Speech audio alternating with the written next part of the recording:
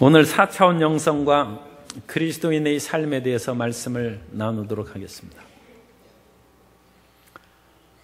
초등학생들이 보는 책에 보면 염소 2마리가 서로 묶어놨는데 풀이 이쪽 저쪽에 있어요. 그러니까 서로 힘을 다해서 상대방을 끌어당겨서 이쪽 풀로 뜯어먹으려고 하면 다른 염소가 저쪽으로 또 끌고 갑니다. 그러니까 풀을 제대로 못 먹어요. 그러다가 두 염소가 생각하기를 우리가 이러지 말고 함께 같이 하자. 그래서 두 염소가 같이 해서 이쪽 풀 뜯어먹고 다 먹은 후에 또 여기 풀 뜯어먹고. 우리가 예수님을 믿었으면 예수님과 동행하는 삶을 살아야 됩니다. 그래야지 예수님과 생각이 다르면 우리가 예수님을 믿었어도 행복하지 않습니다. 예수님을 믿고 구원을 받는다 할지라도 이 세상에서 성공하고 승리하는 길은 주님과 동행하는 삶입니다. 오늘 예수님과 어떻게 동행하며 살아갈 수 있습니까? 예수님과 생각을 같이 하고 예수님과 꿈을 공유하고 예수님과 함께 믿음을 갖고 같이 말하며 살아가면 예수님과 더불어 승리하는 인생을 살아갈 수 있습니다. 오늘 이와 같이 생각과 꿈과 믿음과 말의 4차원 영성과 크리스찬의 삶에 대해서 함께 은혜를 나누고자 합니다. 첫째로 그리스도인은 4차원의 생각으로 살아갑니다. 우리가 예수님을 믿기 전에는 우리 생각대로 살아갑니다. 그것을 성경은 육신의 생각이라고 얘기합니다. 우리는 육체에서 나오는 생각대로 살아가는 것입니다. 그런데 예수님을 믿은 후에는 우리 속에 성령이 임하시니까 성령으로 말미암아 우리가 거듭나야 하나님의 자녀가 되는 것입니다. 그때부터는 성령이 우리 안에 거하셔서 우리는 성령의 생각을 받아들이고 살아가는 것입니다. 그런데 희한하게 육신의 생각과 성령의 생각은 서로 다릅니다. 성령께서 하시는 것을 육신의 생각은 싫어합니다. 육신의 생각으로 나아가면 성령께서 또한 하지 말라고 하십니다. 로마서 8장 5절 이하에 보면 육신을 따르는 자는 육신의 일을, 영을 따르는 자는 영의 일을 생각하나니 육신의 생각은 사망이요 영의 생각은 생명과 평안이라. 그런데 육신의 결과가 분명하게 언급되어 있습니다. 육신의 생각의 결과는 사망에 이르는 것이고 성령의 생각을 따라 살아가면 생명과 평안을 얻는다는 것입니다. 그러므로 우리는 성령의 생각을 따라서 살아가야 될 줄로 믿습니다. 성령께서는 성경을 통하여 우리에게 생각을 불어넣어 주십니다. 이전에 우리는 운명적인 존재요 사주팔자에 얽매이는 존재로 생각했지만 주님께서는 성경에서 우리에게 말씀하십니다. 누구든지 그리스도 예수 안에 있으면 새로운 피조물이라. 이전 것은 지나갔으니 보라 새 것이 되었다고 말씀합니다. 우리는 예수님 안에서 새로운 사람으로 태어났은즉 새 생각을 하면서 살아가야 될 줄로 믿습니다. 오늘날 우리나라에서 많은 사람들이 너무 힘들고 어려워서 목숨을 끊는 일들이 일어나고 있습니다. OECD 국가 중에서 그야말로 자살률이 1위에 해당하는 불행한 일들이 많이 있습니다. 그러나 사람이 스스로의 삶을 끊으려고 해도 자기를 사랑하는 사람이 있으면 그렇게 하지 못합니다. 한 사람이라도 어떤 한 분이라도 자기를 끔찍히 사랑하는 사람이 있으면 그 사람으로 인하여 살아가는 것입니다. 그런데 성경은 하나님이 우리를 그와 같이 사랑하셨다고 말씀합니다. 그것도 우리가 무슨 잘난 일이 있어서 우리를 사랑하는 것이 아니라 우리가 죄인 되었을 때 주님께서 우리를 사랑하셨다는 것입니다. 로마서 5장 8절에서 말씀합니다. 우리가 아직 죄인 되었을 때 그리스도께서 우리를 위하여 죽으심으로 하나님께서 우리에 대한 자기의 사랑을 확증하셨느니라. 하나님께서 우리를 사랑하심으로 자기 자신을 십자가에 못 박혀 죽기까지 사랑하셨으므로 우리는 말할 수 없는 자부심과 긍지로 살아갈 수 있습니다. 우리를 사랑하는 분이 이 땅의 그런 어떤 훌륭한 분에 해당하는 것도 아니고 하늘과 땅을 지으신 하나님께서 우리를 사랑하심으로 우리는 살아갈 용기가 충만한 것입니다. 더 나아가서 우리가 이 세상에서 어떤 삶을 살지라도 우리는 흙으로 돌아가서 먼지처럼 사라지는 존재가 아니라 그리스도와 함께 영원히 사는 부활의 존재임을 성경은 말씀하고 있습니다. 고린도전서 15장 51절 이하에 보면 보라 내가 너희에게 비밀을 말하노니 우리가 다 잠잘 것이 아니요 마지막 나팔에 순식간에 호련히 다 변화되리니 나팔 소리가 나매 죽은 자들이 썩지 아니할 것으로 다시 살아나고 우리도 변화되리라.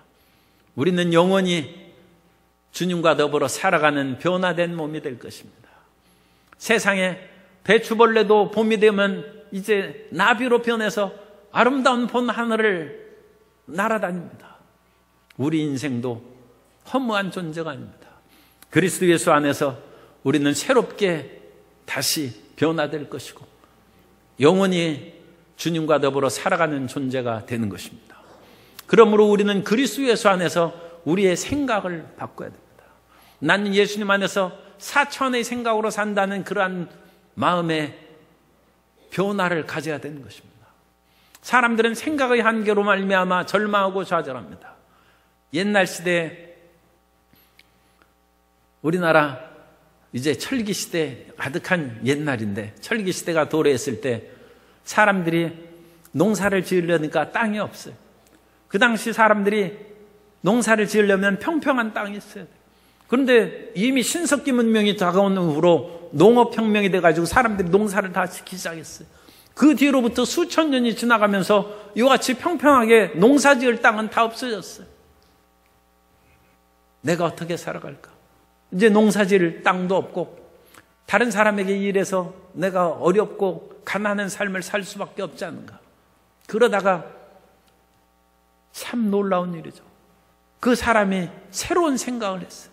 그것은 그 당시에는 농사를 짓지 못한다는 경사지가 있는데 이 경사지를 깎았어요. 깎고 축대를 세우고 또 깎고 그러므로 계단식 농토를 만들었어요. 경사진 땅을 축대를 쌓고 평평한 땅을 만들고 계속 계단식 농경을 하니까 땅이 무진장 생기는 거예요. 삶의 한계 상황에서 이제는 끝났다고 하는 그 삶의 상황에서 새로운 삶이 전개되는 것입니다. 생각의 변화가 우리에게 위대한 삶을 이끌어가게 합니다. 우리가 육신의 생각으로 살아갈 때는 절망이요 낭망이요 더 이상 길이 없다고 할지라도 하나님께서 주신 4차원의 생각으로 살아가면 우리에게 길이 열립니다. 새로운 생각으로 새로운 삶의 길을 전개해 나아가시는 여러분 되시기를 예수님 이름으로 축원합니다. 두 번째로 4차원의 꿈을 꾸며 살아가야 됩니다. 우리가 왜 꿈을 꿉니다? 너무 어렵고 힘들으니까 꿈을 꾸는 것이죠. 배고프면 옛날에 일찍 그냥 우물물 마시고 자는 것이죠. 꿈속에라도 흥부의 자식들처럼 쌀밥과 고깃국 먹는 그런 꿈을 꾸려고 하는 것이죠. 사람이 괴로우면 꿈을 꿉니다. 믿음의 조상이 아브라함인데 아브라함은 너무나 괴로운 그런 삶을 한동안 살았습니다. 그것은 아브라함이 살던 곳이 우르인데 인류의 수메르 문명이 마지막 망하던 그 시대가 아브라함이 살던 우르 사망조입니다. 그래서 나라가 망해가고 있어요. 거기에다가 나라가 망하는데 사업이 잘 될 까닭이 없죠. 사업도 망해서 그곳에서 일거리를 잃어버립니다.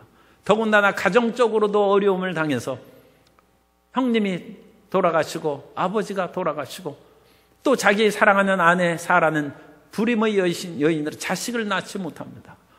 그러므로 나라적으로나 사업적으로나 가정적으로 극한 상황에 빠졌을 때 하나님께서 아브라함에게 꿈을 주십니다. 너는 본토 친척 아비집을 떠나서 이 괴롭고 고통 가오는 그곳을 떠나서 내가 너에게 지시할 땅으로 가라. 젖과 꿀에는 가나안 땅의 꿈과 비전을 주시고 그곳에 가면 내가 너로 큰 민족을 이루고 자식을 낳지 못하는데 큰 민족을 이루는 꿈을 주시고 내가 보이는 그 땅을 너에게 준다고 약속하신 것입니다. 하나님께서는 그 아브라함에게 이와 같은 약속을 4번, 5번 창세기에 반복하고 있습니다. 그 하나님의 약속은 아브라함에게만 그치는 것이 아니라 그 아들 이삭에게도 하시고 그 손자인 야곱에게도 하셨습니다. 창세기 28장 13절 이하에 보면 또 본즉 야훼께서 그 위에 서서 이르시되 나는 야훼니 너희 조부 아브라함의 하나님이요 이삭의 하나님이라. 내가 누워있는 땅을 내가 너와 내 자손에게 주리니 내 자손이 땅의 티끌같이 되어 내가 서쪽과 동쪽과 북쪽과 남쪽으로 퍼져갈지며 땅의 모든 족속이 너와 내 자손으로 말미암아 복을 받으리라. 하나님께서 대를 이어가면서 꿈을 주시고 생명의 길로 나아가게 하신 것입니다. 그런데 야곱이 젊은 시절에 좀 그 아버지를 속이고 형을 속여가지고 이제 타향살이를 하게 됐어요. 외삼촌 라반의 집에 살아갔는데 외삼촌 라반이 품삯을 주지 않습니다. 그래서 물론 그 결혼을 위해서 14년을 그야말로 무임금으로 봉사를 했어요. 그리고 나서 외삼촌과 함께 임금을 체결하는데 이 야곱은 꿈이 있는 사람, 그냥 그 당시 이제 목축을 하는 그런 그 사회이기 때문에 1년에 양 새끼 10마리 주십시오, 그런 식으로 품삯을 정하는 것이 아니고 외삼촌이 가진 하얀 양들 가운데 얼룩덜룩한 양 새끼가 나오면 몽땅 나한테 주십시오. 그래서 외삼촌 라반이 생각하니까 하얀 양은 하얀 양 새끼를 낳는 것이 일반적이거든요. 그러니까 이게 무슨 바보 같은 생각인가 해서 그렇게 하라고 했어요. 그런데 야곱은 꿈을 가지고 하얀 양들이 새끼를 뵐 때 그 베는 장소에 나뭇가지를 갖다가 그것을 벗겨가지고 얼룩덜룩하게 만들었어요. 그래서 하얀 양들이 얼룩덜룩한 나뭇가지를 보면서 새끼를 베니까 이 희한한 것이죠. 이 양들도 얼룩덜룩한 꿈을 꾸니까 얼룩덜룩한 새끼를 낳는 거예요. 그래가지고 야곱이 부자가 됐어요. 오늘날 유전법칙으로 그게 맞느냐 틀리느냐 그것이 중요한 것이 아니고 사람은 꿈을 갖고 살아야 됩니다. 사람은 내일에 대해서 아무 기대와 꿈이 없는 사람은 내일을 살아갈 수가 없습니다. 사업을 하면서도 내가 어찌하여 사람들을 많이 끌어다가 우리 가게가 번창하고 많은 사람이 음식 먹으러 오는 그런 음식점을 만드는가? 그냥 앉아서 괴로워하고 번민만 해서 무슨 소용이 있겠습니까? 그 집 앞에라도 깃발을 하나라도 세워야죠. 세상에서 제일 맛있는 음식집. 그럼 지나가는 사람이 어느 곳에 가서 음식을 먹을까 하다가 그 깃발을 보고 세상에서 제일 맛있는 음식집이라고 하니까 그래도 한번 가서 시식이라도 해보자. 그래가지고 들어오는 것입니다. 사람은 자기가 그 꿈을 이루기 위해서 어떤 것을 시행하고 야곱처럼 버드나무 가지, 신풍나무 가지들을 얼룩덜룩 그와 같이 벗겨가지고 양들로 꿈을 꾸게 하고 그것으로 말미암아 얼룩덜룩한 양 새끼를 얻는 것처럼 하나님께서 우리에게 꿈을 주시고 그 꿈을 위하여 신천에 나아갈 때 우리의 앞길이 열리게 될 줄로 믿습니다. 그러므로 우리 성도님들은 어떠한 일이 있어도 결코 그것으로 인하여 낙심하고 좌절하지 아니하고 하나님이여 나에게 꿈을 주옵소서, 영롱한 꿈과 비전을 주셔서 그 꿈을 향하여 나아가는 내일을 기대하는 사람이 되게 해 주옵소서 기도해야 될 줄로 믿습니다. 세 번째로 우리는 4차원의 믿음으로 살아가야 됩니다. 이 세상에서 우리가 살아가는 그 믿음은 3차원의 믿음이요 일반 사회적인 믿음입니다. 우리가 돈을 가지면 돈을 가지고 물건을 살 수 있죠. 음식도 살 수 있고 원하는 옷이나 필요한 것을 살 수가 있습니다. 그런데 화폐는 사회적인 믿음입니다. 인간이 서로 간에 그 믿음을 갖고 화폐로 유통하는 것입니다. 강아지에게는 고기를 줘야지 돈을 줘야 강아지가 좋아하지 않습니다. 왜냐하면 강아지는 인간의 사회적인 믿음이 없어요. 그럼으로써 강아지는 실질적으로 그와 같이 빵이나 고기를 줘야 그것을 먹는 것입니다. 그러나 사람은 돈이 얼마나 유용한 것을 알기 때문에 어린 자녀라 할지라도 빵하고 돈을 주면 돈을 이렇게 봐가지고, 요즘은 그렇게 주는 사람이 없습니다만 100원짜리는 안 받아요. 그건 그냥 빵을 취하는 거예요. 그런데 10,000원짜리를 주면 딱 보고 빵 필요 없다, 나는 10,000원짜리 갖는다. 사회적인 믿음이 이미 들어온 것이죠. 그런데 우리가 어릴 때에는, 신앙이 어릴 때에는 3차원적인 믿음으로 이 세상의 것들이 최고인 줄로 그와 같이 여기고 마치 빵을 구하고 고기를 구하는 것처럼 그와 같이 살아갑니다. 그런데 하나님께서는 우리에게 4차원의 믿음을 주십니다. 4차원의 믿음은 3차원의 세계에서 화폐와 같은 것입니다.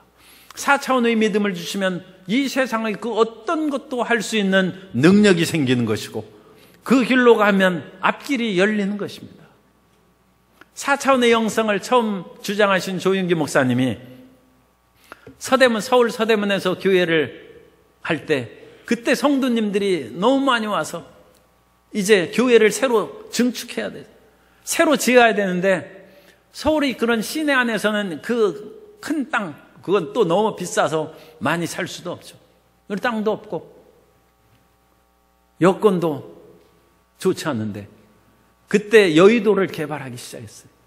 그래서 1969년에 여의도의 허허벌판에 교회를 짓기로 하고 그 땅을 샀습니다. 그런데 그때도 땅을 수만 평을 사라고 했는데, 돈도 없고 이와 같이 크게 사서 어떡하겠습니까? 그 당시 허허벌판, 모래벌판인데 몇만 평 사서 그래서 3,000평만 샀다. 3만 평 샀으면 어마어마한 것이죠. 그래가지고 그것을 샀는데, 그 당시 그것을 살 때 사람들이 다 반대를 했어요. 지금 사람들이 여의도 허허벌판이고 집도 없고 버스 노선도 거기에서 없는데, 사람들이 그곳에 가서 어찌 교회에 예배를 드리겠습니까? 그건 성도님들이 이제 하나도 안 갑니다. 그러므로 그것을 사는 것은 취소하고 우리 시내에 있는 다른 지역을 물색하도록 사람들이 많이 얘기했습니다.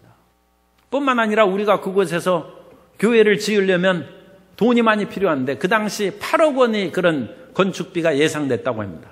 그런데 그 당시 교회 재정이 100만 원밖에 없었다는 거예요. 100만 원 있는데 어찌 8억 원 공사를 하겠습니까? 여건도 지리적으로 나쁘고 물질적으로 우리가 재정상으로도 어려운 즉, 그곳에 교회를 세우는 것은 불가능합니다. 그런데 조윤기 목사님이 기도하면 그곳에 교회를 세우는 믿음이 생겨요. 4차원의 믿음입니다. 3차원의 생각으로는 지리적으로도 안 맞고 재정적으로도 안 맞고 성도들의 그런 생활 반경으로도 그곳에 올 그런 여건이 좋지가 않은 것입니다. 여러 가지 상황이 다 나쁜데도 불구하고 하나님께서는 그곳에 교회를 세우라는, 그것이 4차원의 믿음입니다. 하나님께서 그와 같이 4차원의 믿음을 주실 때 그 믿음을 순종하면 하나님의 세계가 열리는 것입니다. 3차원의 믿음으로 우리가 모든 것을 판단하고 이성적이고 합리적으로 그 모든 것을 하면 그 안에서 사는 것이고, 새로운 세상의 열림은 하나님의 믿음으로 그 길이 열리는 것입니다. 그러면 그와 같은 믿음은 어떻게 열립니까? 그런 믿음을 열기 위해서는 우리는 기도해야 됩니다. 기도가 그 믿음을 열어주게 하신 것입니다. 성경은 하나님께서 우리에게 주시는 그 믿음은 은사라고 얘기합니다. 에베소서 2장 8절에서 말씀합니다. 너희는 그 은혜에 의하여 믿음으로 말미암아 구원을 받았으니 이것은 너희에게서 난 것이 아니요 하나님의 선물이라. 4차원의 믿음은 하나님의 선물인 것입니다. 하나님께서 이와 같은 믿음을 주셔서 우리의 한계 상황, 이제는 절망과 낙심에 가득한 그 상황을 뛰어넘어서 생명과 풍요의 길로 나아가게 하시는 것입니다. 그런데 그 믿음을 끊임없이 흑암의 세력은 그것을 갖지 못하게 하고, 도둑이 오는 것은 도적질하고 죽이고 멸망시키는 것입니다. 그러나 흑암의 세력을 쫓아버리면 우리는 그 믿음 안에 굳건히 설 수 있습니다. 예수님의 제자들에게 어떤 사람이 귀신 들린 아들을 데려왔어요. 귀신을 쫓아주십시오. 제자들이 못했습니다. 그러자 그 사람이 예수님께 와서, 주님, 제자들에게 귀신을 쫓아달라고 했는데 그것을 못하더이다. 그러자 예수님께서 믿음이 없음을 책망하시고 그 아이를 데려오라 하므로 귀신을 쫓아내셨습니다. 그리고 그 아이가 건강하게 됐어요. 그때 제자들이 얼마나 부끄럽고 또 우리가 잘못한 것이 무엇인가 궁금하기도 했을 거 아닙니까? 그래서 마가복음 9장 28절 이하에서 말씀합니다. 집에 들어가심에 사람들이 이제 다 없어졌을 때 예수님께 은근히 묻는 것입니다. 집에 들어가심에 제자들이 조용히 묻자오되 우리는 어찌하여 능히 그 귀신을 쫓아내지 못하였나이까? 이르시되 기도 외에 다른 것으로는 이런 종류가 나갈 수 없느니라 하시니라. 우리에게 믿음을 지키고 우리 믿음을 빼어가려는 흑암의 세력을 물리치기 위해서는 끈질기게 기도를 해야 됩니다. 그래서 그 기도로 하면 할수록 하나님의 믿음은 굳세게 우리 속에 자리 잡고 더 믿음이 성장하고, 인간적인 욕심을 부려서 이거 꼭 하고 싶다, 그래서는 허망한 믿음이죠. 인간적인 믿음은 기도하면 할수록 그 믿음이 사라져버리는 것입니다. 그래서 기도를 통하여 우리는 4차원의 믿음을 가지고 전진해 나아갈 때 우리 삶께 하나님의 위대한 기적이 나타나는 것입니다. 마가복음 11장 23절에 말씀하기를 내가 진실로 너희에게 이르노니 누구든지 이 산더러 들려 바다에 던져지라 하며 그 말하는 것이 이루어질 줄 믿고 마음에 의심하지 아니하면 그대로 되리라.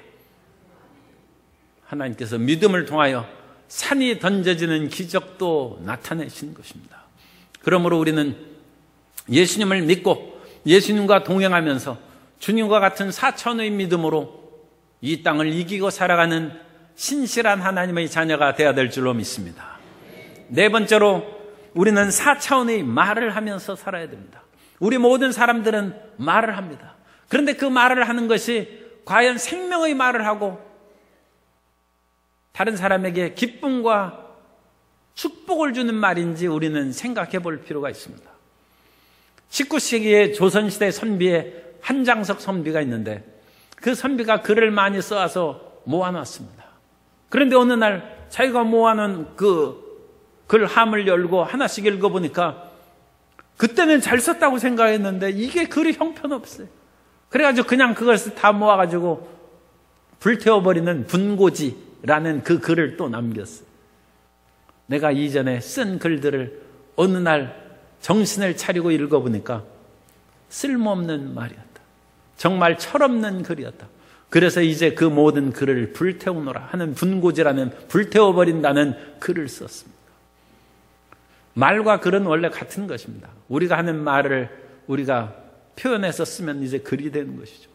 그런데 글 쓴 것은 몇 달 지나고 1년 지나고 몇 년 지나서 읽어보면 물론 그때 잘 쓴 것도 있겠죠. 그런데 이 기가 막히고 형편없는 거예요.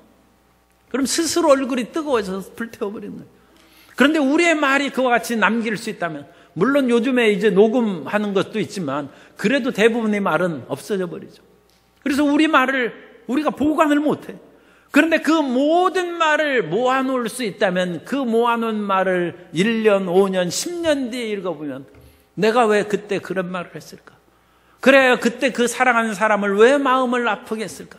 그때 내가 왜 거짓을 행함으로써 그 관계가 잘못되고 그때 내가 진실하고 올바른 말을 했다면 내 인생이 달라졌을 텐데 불태워버릴 말이 무수하게 많을 것입니다. 우리는 이제부터라도 예수님 안에서 생명의 말을 하는 하나님의 자녀가 되어야 될 줄로 믿습니다. 잠언서 18장 21절에 보면 죽고 사는 것이 혀의 힘에 달렸나니 혀를 쓰기 좋아하는 자는 혀의 열매를 먹으리라. 오늘 우리가 하는 말이 없어졌다고 했지만 사실은 없어지지 않냐고 하나님의 나라에 다 있습니다. 마지막 심판할 때 너희가 행한 말이 너희를 심판한다고 했습니다. 그러니까 그 말은 사실은 하나님의 앞에서는 없어지지 않는 말입니다. 그러나 우리 눈앞에서는 사라져버려서 없어지는 것이죠. 그러므로 우리는 지금부터라도 이전 거에 대해서는 우리가 더 이상 어떻게 하겠습니까? 그것은 오직 그리스도의 은혜를 힘입어서 십자가의 대속의 은혜를 힘입어서 용서함을 받고 죄사함을 받아야 될 줄로 믿습니다. 그러나 이제 예수님을 믿고 따르는 우리 삶에 있어서는 말을 조심해야 됩니다. 우리의 말은 항상 긍정적인 말을 해야 됩니다. 사람이 부정적이고 파괴적인 말을 하면 그것으로 인하여 자기도 죽고 다른 사람도 위태한 지경에 빠뜨리는 것을 합니다. 이스라엘이 젖과 꿀인 땅으로 들어가기 위해서 애굽에서 나왔습니다. 수백만의 이스라엘 백성들이 광야에 머물러 있을 때 그들이 혹시라도 우리가 무턱대고 들어갔다가는 어려움을 당할지 모르니까 정탐꾼을 보내서 한번 탐지하게 하자. 그리고 12정탐꾼을 보냈어요. 그래서 정탐꾼이 돌아온 후에 정말로 그 땅은 좋은 땅이다. 그런데 우리 실력으로는 못 뺏는다. 그 사람은 아낙 자손과 같이 장부요.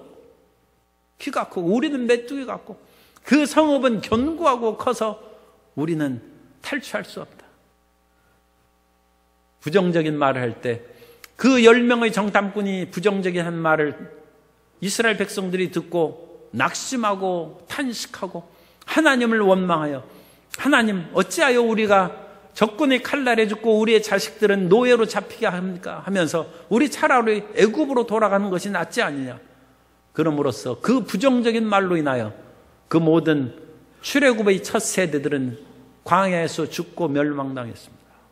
우리는 긍정적인 말을 하고 분위기가 어둡고 부정적인 것이 만연할지라도 그 속에서 긍정의 말을 할 때 전체적인 분위기가 변화되고 새로운 용기와 힘으로 전진하여 나아가게 될 줄로 믿습니다. 마태복음 18장 18절에 진실로 너희에게 이르노니 무엇이든지 너희가 땅에서 매면 하늘에서도 매일 것이요 무엇이든지 땅에서 풀면 하늘에서도 풀리리라. 그러므로 우리는 어떤 일이 있어도 할 수 있다, 하면 된다, 해보자. 긍정적이고 적극적이고 창조적이고 생산적인 말로 전진한 성도인 되시기를 예수님 이름으로 축원합니다. 또한 우리는 창조적인 말을 해야 됩니다. 우리 옆에 분에게 창조적인 말을 합시다 인사하겠습니다. 이 세상에는 죽음과 고통이 난무하는 말이 가득하고 있습니다. 그러나 주님께서는 창조적인 하나님이십니다. 로마서 4장 17절에 보면 기록된 바 내가 너를 많은 민족의 조상으로 세웠다 하심과 같으니 그가 믿은 바 하나님은 죽은 자를 살리시며 없는 것을 있는 것으로 부르시는 이시니라. 하나님 안에서는 죽음이 없어요. 하나님은 죽은 자를 살리시고 하나님 안에서는 없는 것이 없습니다. 하나님은 절대무에서 유를 창조하셨습니다. 태초에 하나님이 천지를 창조하시니라 할 때는 아무것도 없었으나 하나님께서 세상의 만물을 창조하신 것입니다. 그러므로 하나님께서는 창조적인 하나님이십니다. 하나님께서 세상을 살펴보면 모든 사람이 죄를 지었어요. 성경은 모든 사람이 죄를 지었음에 하나님의 영광에 이르지 못한다고 했습니다. 그러면 하나님께서 우리 식으로 생각하면 실망하시고 낙심하시고 절망하시죠. 세상에 쓸만한 사람이 없어요. 의인이 하나도 없어요. 모든 사람이 죄를 범한 것입니다. 그러면 하나님께서 차라리 지구를 깨뜨려버리고 우주에서 다른 지구를 만드시고 거기에 사람을 새롭게 만드시는 것이 낫죠. 그런데 사람의 생각은 그럴지라도 하나님은 창조적인 생각을 합니다. 모든 사람이 죄를 범하였을지라도 나는 이 모든 사람을 의롭게 변화시킬 수 있다. 그래서 하나님께서는 모든 사람의 죄를 짊어지시고 십자가에 못 박혀 죄를 청산하실 예수님을 이 땅에 보내신 것입니다. 하나님이 세상을 이처럼 사랑하사 독생자를 주셨으니 이는 그를 믿는 자마다 멸망하지 않고 영생을 얻게 하려 하심이라. 그래서 예수님께서 이 땅에 오셔서 모든 인류의 죄를 짊어지시고 십자가에 매달려서 못 박히시고 피를 흘리셨습니다. 왜 피를 흘리셔 죽으십니까? 죄의 싹은 사망이요 생명은 피에 있다고 성경에 말씀하시니까 이 죄값으로 피를 흘리신 것입니다. 그래서 누구든지 예수님을 믿으면 십자가에서 나의 죄를 위하여 피 흘리신 예수님을 믿으면 우리가 살아나는 것입니다. 하나님의 위대한 창조적인 역사입니다. 모든 사람이 죄를 지었지만 예수님의 십자가 대속으로 말미암아 우리를 살린 것처럼 우리 눈앞에 보이는 것이 암담하고 처절한 상황이라 할지라도 죽은 자를 살리시고 없는 것을 있는 것 같이 부르시는 하나님과 동행하여서 창조적인 말을 하며 살아가는 성도 여러분 되시기를 예수님 이름으로 축원합니다. 우리에게는 살 길이 있습니다. 왜냐하면 하나님은 살리시는 하나님이시기 때문입니다. 뿐만 아니라 우리는 어떠한 일이 있어도 10명의 정탐꾼처럼 원망하고 불평한 말을 하지 않냐고 감사의 말을 하면서 살아야 될 줄로 믿습니다. 시편 50편 23절에 감사로 제사를 드린 자가 나를 영화롭게 하나니 그의 행위를 옳게 하는 자에게 내가 하나님의 구원을 보이리라. 원망하고 불평하면 일이 좋게 바뀌는 것이 아니라 더 나빠집니다. 원망하고 불평하는 것이 어느 면으로는 그게 카타르시스가 좀 되는 것이 있나 그렇게 생각하지만 많은 분들은 그런 얘기는 없는 것 같아요. 사람은 눈물을 흘리면 눈물이 카타르시스가 되어서 마음의 스트레스가 해소된 일이 있다고 해도 원망하고 불평하는 것은 마음이 더 나빠집니다. 더 마음이 절망적이고 좌절감에 빠지는 것입니다. 그러므로 우리 삶 가운데 힘들고 어려운 것이 있어도 우리는 그리스도 예수 안에서 모든 것이 합력하여 선을 이룬다고 성경에 약속이 되어 있습니다. 그러므로 눈앞에 다가오는 어렵고 나쁜 것, 힘든 것도 감사하면 모든 것을 합력하여 선을 이루시는 하나님의 은혜로 임하게 될 줄로 믿습니다. 끝으로 우리는 예언적인 축복의 말을 해야 됩니다. 눈앞에 당장 보이는 것이 아무리 한탄스럽고 낙심된다 할지라도 그것에서 내일을 기대하며 살아야 됩니다. 예수님께서는 베드로가 예수님을 3번 부인할 것을 아시면서도 그때는 베드로가 아니라 시몬이었어요. 주님께서는 시몬이라고 부르시지 않고 너는 내가 의지할 반석이다. 그 반석 위에 내가 교회를 세우겠다 해서 베드로라는 이름을 붙여줬어요. 베드로는 영어로는 피터고 헬라어로 페트라입니다. 페트라는 반석 돌에서 나온 그 단어입니다. 예수님께서는 믿을 만하지 않아요. 시몬이 흔들거려요. 그러나 너는 반석 같은 믿음을 갖게 될 것이다. 오늘 우리 이 자리에 계신 모든 분들도 베드로처럼 반석 같은 믿음으로 변화될 줄로 믿습니다.